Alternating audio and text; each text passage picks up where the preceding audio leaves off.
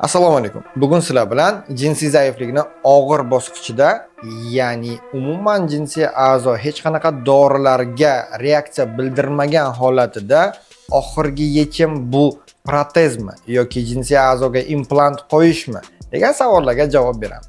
Jinsiy zaiflikni oxirgi bosqichlarida dori vositalari organizmga ta'sir qilmaydi va hech qanaqa qo'zg'alish bo'lmaydi.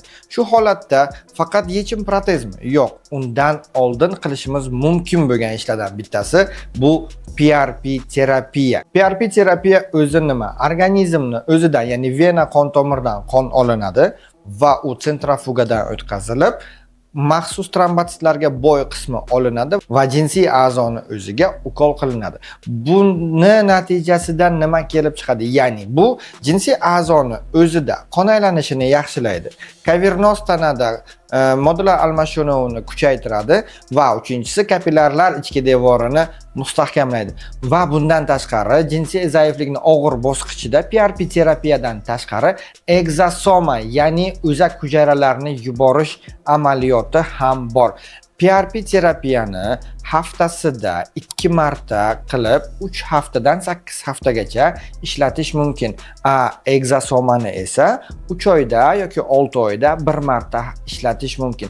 Ikkala holatda ham jinsiy a'zoni turishi yaxshilanadi, modular almashinuvi yaxshilanadi, kapillarlarni ichki devori mustahkamlanadi.